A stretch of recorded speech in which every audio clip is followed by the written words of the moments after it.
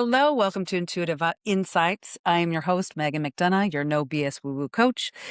Today, I'm very excited about this conversation. I have a very exciting guest. This is John Osborne. He is a senior faculty member, easy for me to say, at the Art of Living Foundation, and he's been there since 1989. He's a lead facilitator at the Institute of Absolute Intelligence, serving as a conscious explorer, meditation teacher. Oh, you're a kirtan artist. Oh, that makes me so happy. That makes me so happy. I miss myself some good kirtan. Okay. With over 45 years of experience in mind and body practices. He was personally trained by Gurudev Sri Sri Ravi Shankar, and he leads global retreats teaching stress management and breath work. And he also co-founded the Welcome Home Troops, a program aiding veterans in PTSD across U.S. military and VA facilities. A Yale Divinity School graduate with a Master's of Divinity and former venture capitalist. I mean, you're blowing my mind, John. Like, I blew my mind when I first read this, and even as I'm reading it now. Osborne has also been a Trappist monk. See, I mean, like, it's so exciting to me. Okay. Blending his analytical rigor with contemplative depth. His acclaimed albums include Present Moment, 2004, From Sound into Silence, 2024, and features devotional chants for healing and inner peace. He's based in Los Angeles, my old home, which I miss very much, and he fosters clarity and resilience through ancient wisdom and modern applications. He is one of the few trained practitioners worldwide who can perform an intuitive life scan, which we just did, and we're going to speak about in just a second, revealing specific insights into past patterns, current challenges, and future trajectories without any prior information. Not psychology or guesswork, pure intelligence from beyond the five senses. John, welcome. Welcome to Megan, Intuitive thank you for Insights. having me today. I'm so excited to talk with you on multiple levels. But first, let's talk about this scan we just did. Okay. And I'm just going to put it out there for the listeners and watchers that John does this scan, and he intuitively it's very short. And just after a few bits of chanting and dropping into the present moment deeply, as he expressed with me, past life and life patterns popped up for him, which he had some for me. Now, I'm going to share a couple of things that he said. So one of them, and I'm going to, share how it's applicable and how it resonates. And then I would like to speak a little bit about the past life and soul's energy, because I have a particular perspective on that, and I wanted to ask some questions to you, John. So, one of the things that John had said was in a past life, I was a palm reader. Is that what you said? That's right. And, I have not shared this with him yet, but what he said about the palm reading was that I would see the lines on the hands, but then I would touch them. And by touching them, that's how I would have the accuracy or the knowing from touching the hands. Now, John does not know this. But as a kid, I've always, and if you've been listening for a while, you may have heard me say this, but as a kid, I've always felt, connection to the other side, even with like religion and other older systems. I was always like, that's not it. It's this. You know what I mean? Like I've always had this kind of connection to the energetic world. So, and I had, intuitive experiences as a child. But in my 20s, I called her Psychic Megan. And she came out after a few glasses of wine at a party. And she would read energy in palms. But I didn't quite read palms. I knew brief amount about the lines on palms. I know just a little bit of information about palm reading. But how I would see, quote unquote, right, is I would put my hand to their hand and touch them and then I would see what their soul what I would describe as their soul wanted me to see, what their soul was begging for me to communicate because they weren't listening when the soul was trying to communicate with them. Right. So John saw that, and I had not told him that part yet. So that was my technique that I kind of developed. But it's interesting to hear that you saw it as this was a past behavior pattern or technique that I had. And a way that you made a living in that life. Yeah.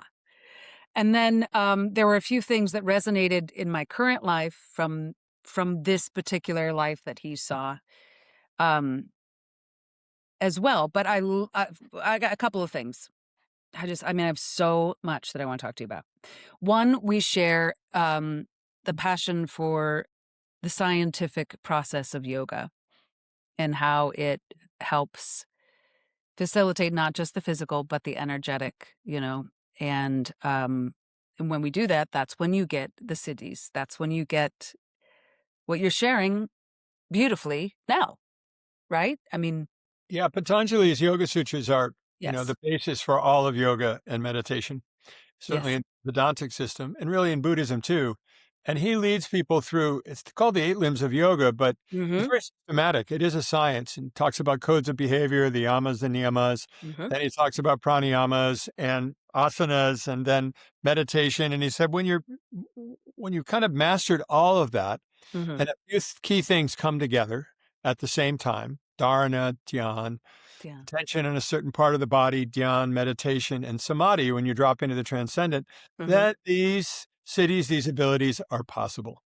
But he's Yes. kind of vague about how it happens because if the wrong people try to get into learning these abilities for the wrong reasons, uh, it won't work out well.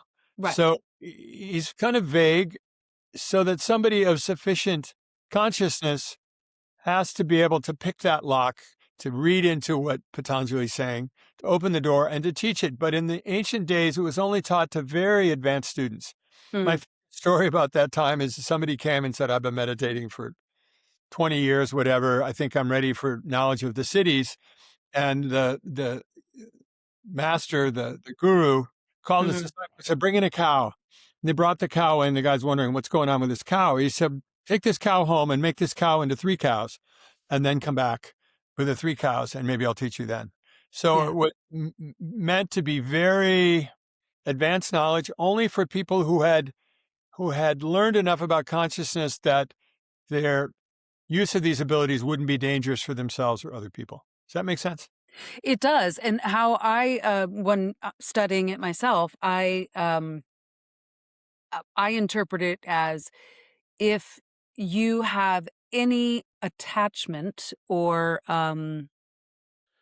Cravings or craving, aversions. yes, any desires or attachments towards the cities, they disappear.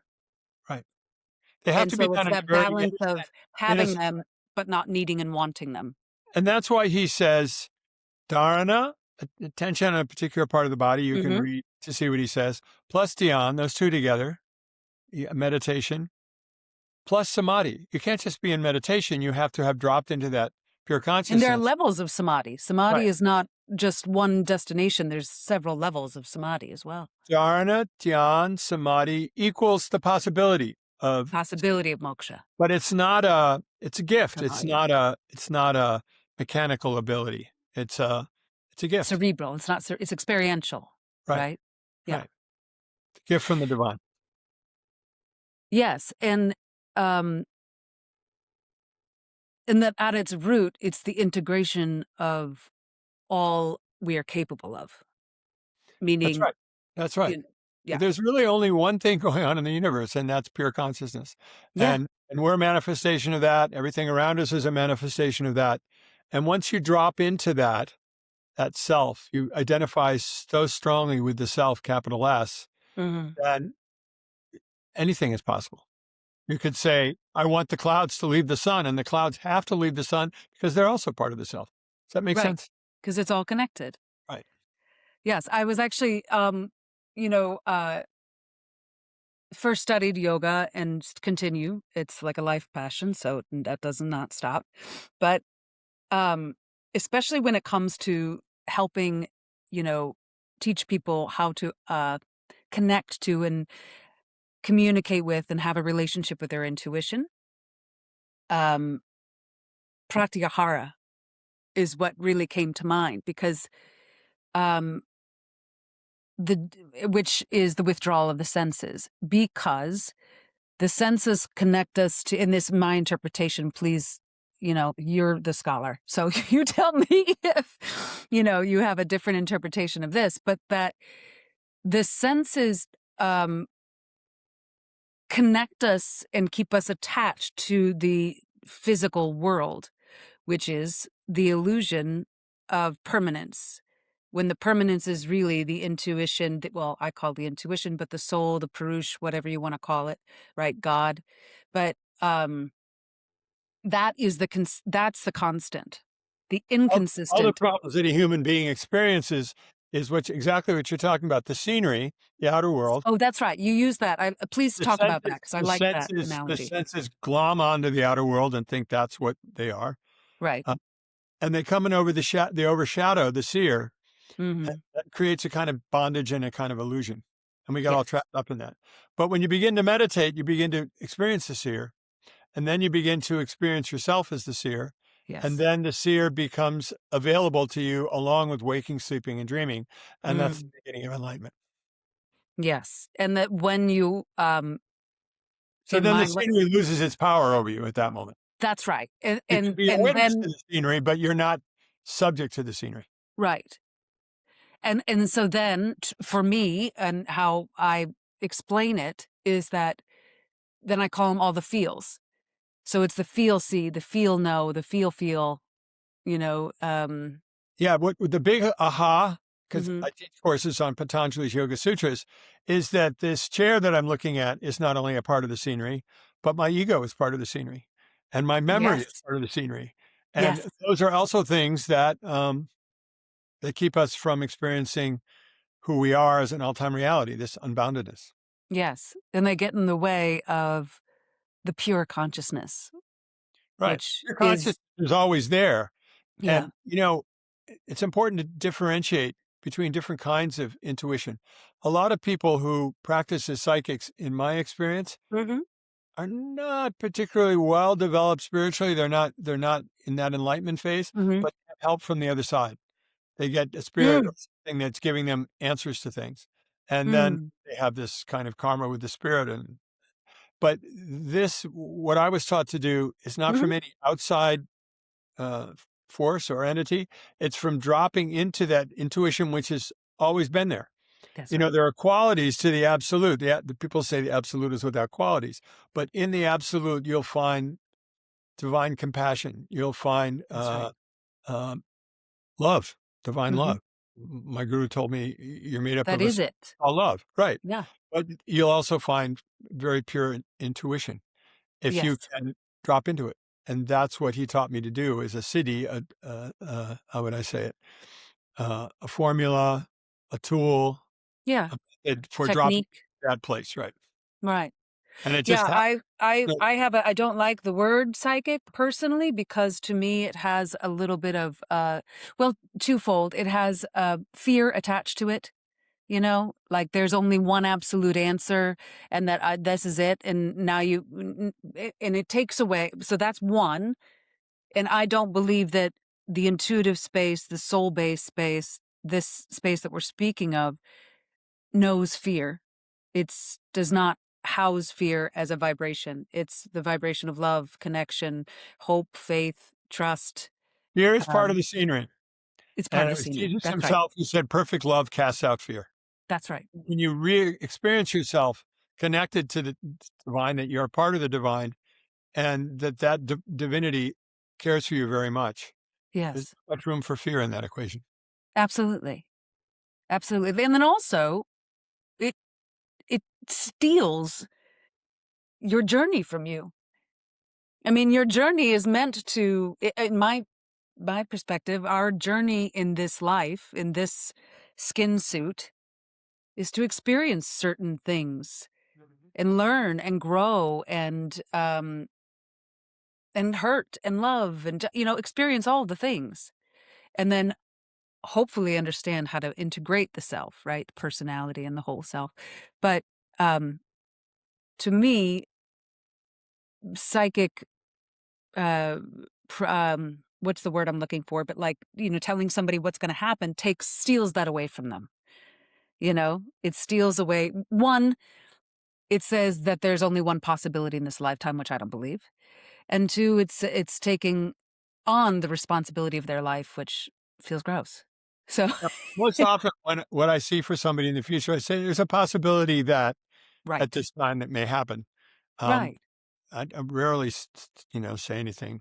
Because we all have divine will to choose, to listen, to be guided, Life you is a know? combination of free will and predetermination or karma or whatever you say. Yeah. The way Sri Sri Ravi Shankar says it, he says it very in a very humorous way. He says, "Your height is predetermined. You can wish you were 5'9", but if Yeah. you're 5'5", you're never going to be 5'9". Your weight is free will." Oh, that depresses me right now, but it's true. So It's some true. things are changeable in life, and some things Right. are Some predetermined. things are predetermined. Yes. Okay. So, one thing I wrote down here before, nope, I'm gonna go back to this. I want you, if you don't mind, can you speak a little bit about the dropping into the present so much so that, because what I wrote down and I shared with John before we started was, when he started to read me, we dropped into Ohms, which I told him I appreciate because they remind me of my guru and what she and her father shared with me. Um, and it's rare that I witness that type of Om, kind of in a yoga class or wherever anymore. So I appreciated that. But two, when he dropped into that and in his silence, I saw different colors swirling around and I was seeing different auras. But then I popped in and saw kind of we were going in and out of dimensions and timelines is what I felt.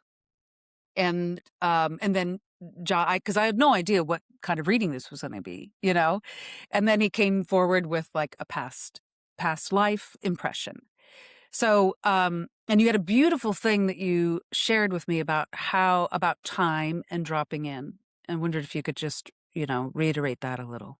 One of my favorite quotes about time comes from Ralph Waldo Emerson, American philosopher. He said, "Time is but a stream in which I go fishing." So Oh, that's historical beautiful. time, I might write past, that. present, and future. I've had a Hmm. number of experiences which shows me that that's not really true. There's Yes. only one thing happening, and it's eternal. And past, present, and future are, you could say, enveloped in that, but it's deeper. Yeah. Um, if you grew up in a Christian tradition, you sat there and looked at a cross, probably, as a child, but people don't realize the significance of the cross. Uh, the horizontal arm of the cross is in Greek chronos, which is historical time, Time. Yeah. 1952, 1980. Saturn. Isn't And that Saturn as well? I don't know about Saturn, but Oh, all right. it's chronos, it's historical time. The Uh-huh. vertical pole of the cross is kairos, which is eternal time. Kairos. Which is And what? eternal time, eternity in time. Mhm. And what happens, I guess, is that you drop into that vertical to the point beyond present space and time, and you discover in that deep place already enveloped all of past, present, and future. Does that make sense? It does. So, in a sense, if I'm to, I like analogies and I like to put it back to see if I'm understanding correctly. But when you're honing in, deepening into the present moment, you're deepening into where the crosses Cross connect, meets, right? the cross meets. Right. That's a You may beautiful remember thing. again. My training is in theology. Uh, the Pharisees, Jesus was talking about King David or or Abraham very Yeah. authoritatively as a child, and they're kind of deriding him. They're saying, how do you know about You talking Abraham? about at the church when he Well, had yeah, the big tantrum? were you from his time? Yeah. And he said something beautiful. He said, before Abraham was, he said, I am. He didn't say, I was before Abraham or I knew Abraham. He said, Yeah. before Abraham was, I am. I am, Yes. is the ultimate expression of the present moment. Yes. And it is the oneness. It's the representation of It's one, the self. Yeah. It's pure right? consciousness manifesting itself in space and time. Yeah. Yeah. So my question on the past life and the soul, like I wanted to ask your interpretation or experience in your work with this. But so when I do like a full-fledged reading and I look at past lives and so forth, um, how I see them is a point on the life path, the soul's life journey, um, in which it enveloped a particular energy or time or issue, what have you. And it's this, the soul is asking you to call upon whatever those lessons were now into your life, integrate them, remember them, right? Or recognize them. Not like not as I always tell people because people are, everyone wants to be like Cleopatra or something. Do you know what I mean? Like everybody wants to be somebody famous Yeah, or and something. And it's not like all that the doesn't matter. What matters is the like you were saying, what matters is the vasanas or the samskaras. What matters is taking the impressions left behind and liberating them. right, and realizing that they're also part of the scenery. So Ooh, yes. not Oh, I like not that. Yes. not identifying yourself with them. Yes. I love that. I do love this scenery versus seer. And I know I've heard it before, but somehow it's resonating more That deeply comes now. from Sri Sri Ravi Shankar, and it Yeah. was his understanding of that that got me to be able to teach it in this course, which is called Siam, which is the Sanskrit for the siddhis. And when people realize that everything in their life, including their ego and their memory and their mind and their body, are all part of the scenery, then what else is there? And that drops them into that pure consciousness, Yes. the seer. And then they begin to identify with the seer more. Did you find that? So, okay, so let me go on your timeline real quick. And I'm looking, okay, so real quick, I'm going to ask this. I'll wrap it up.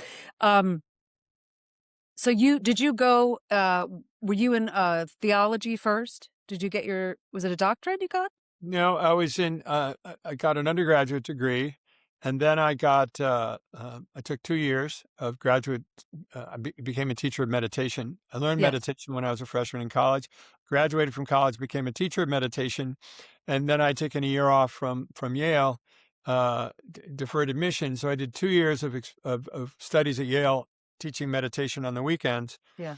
And then I got introduced to a very highly evolved being who happened to be an abbot in a monastery, ended Hmm. up writing a book with him, ended up being in that monastery for 3 years, took time off the divinity school, went Yeah. back and finished my degree, and then went out in the world and was teaching meditation and also got interested in business.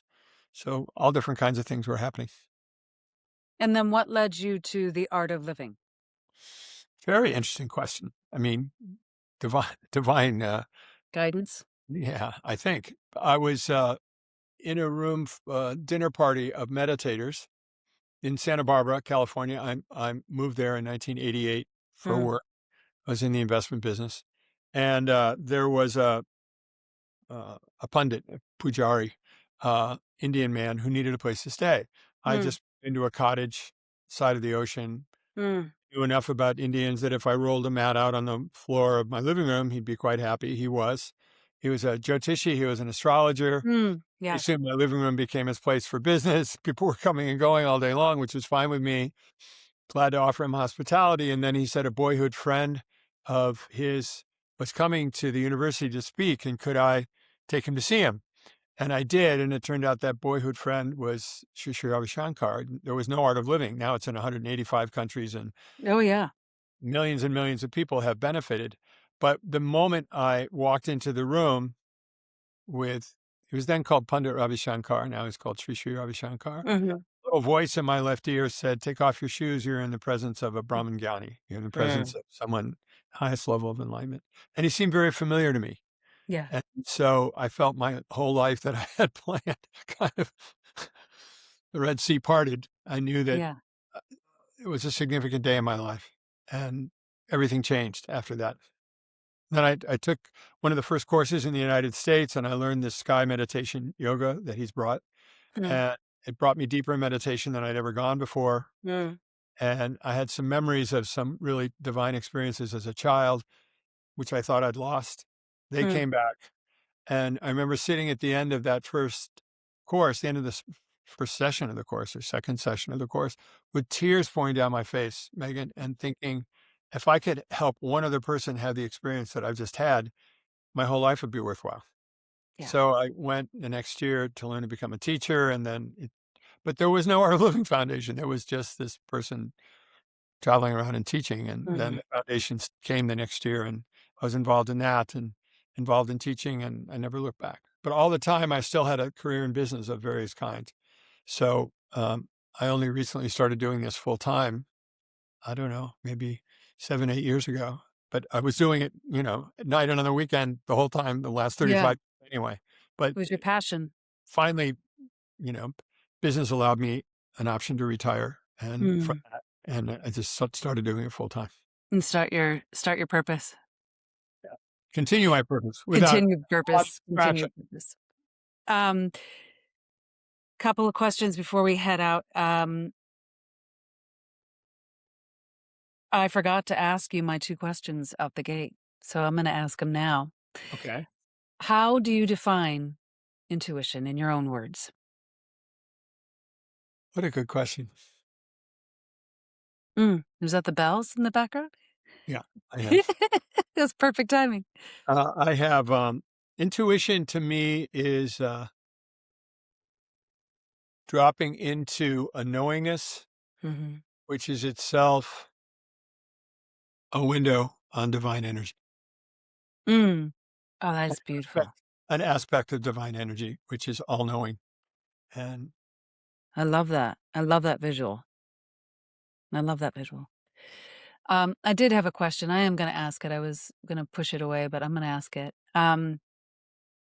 Because I feel like it speaks to what I try and share, and it sounds like what you're sharing, is the question is, when you deepened and you may have already kind of touched on this a bit, but when you deepened into your stillness, into the seer, when did you know, or when did it occur that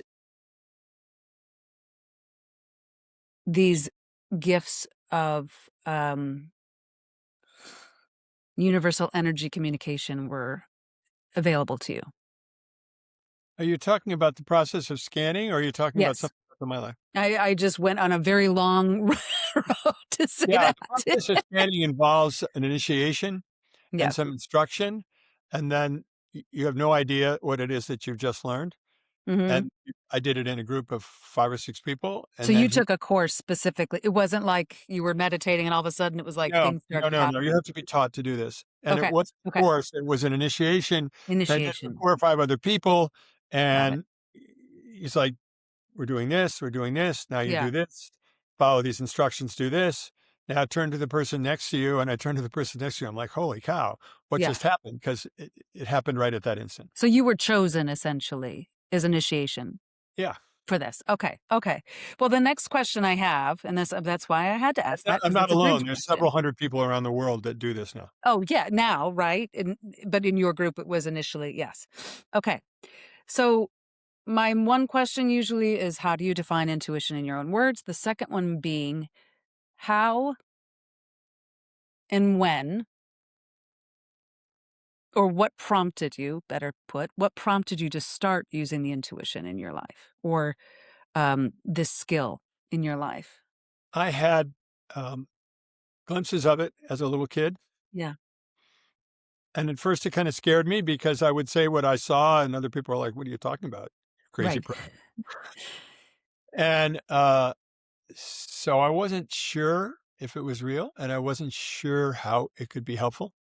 Yeah. Then when I started meditating, it started to come back to a certain degree, and then more, then more, then more. And then when I took this IM course, and learned about Dharana, Dhyan, and Mhm. it came more. And Mhm. then when I learned to be a scanner, it Really kicked in. erupted like, yeah, a volcano. So I don't Mhm. know if I answered your question. It's been there all along, but not like it is now. Yeah. No, absolutely, you did. And I believe we all have access to that. Some of us are predispositioned, like some of us are better athletes than others, kind of a Wha thing. What's interesting is we've started a series of studies and a series of courses for kids in intuition, and kids Very are highly actually much predisposed. better in intuition than adults are They because are.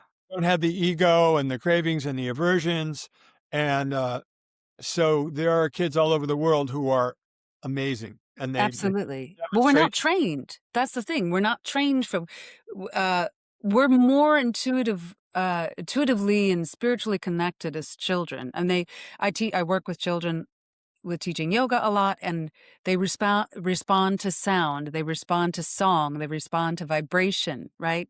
And they also respond to just energy. It's just energy they respond to. And we train them, our systems have been training us as humans to focus on the scenery And be successful in the scenery. and be Even successful the in the scenery is scenery. ultimately an illusion.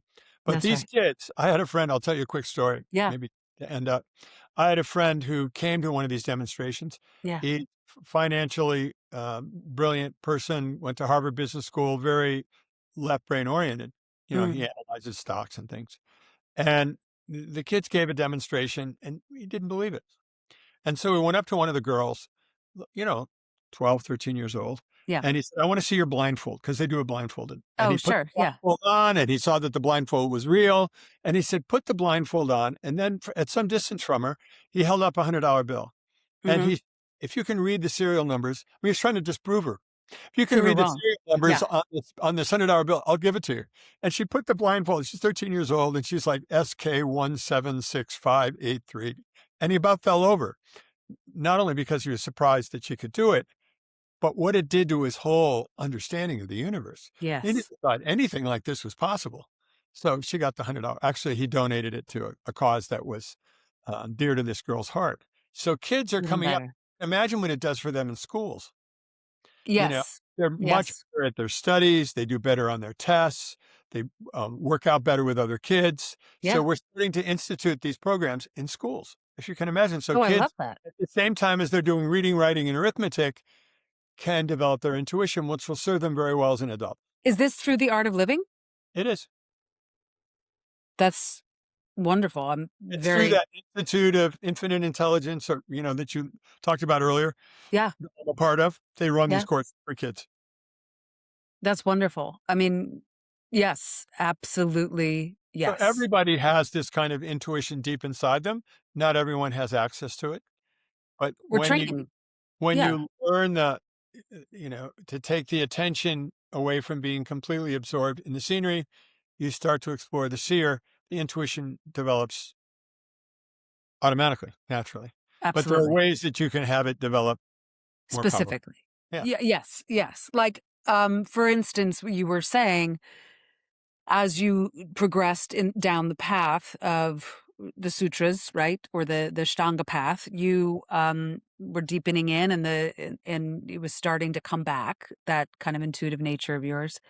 But having that specific training as to how to use it as a tool, Was a quantum leap. it was a quantum leap. Yeah. Yeah.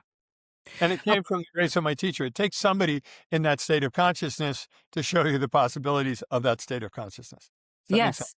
yes. Yes. So I'm very grateful for the teaching and the training that I've received from Sri Sri Ravi Shankar. John, It's I am so all him. grateful for I get you. all the credit. I don't take any of the credit for it.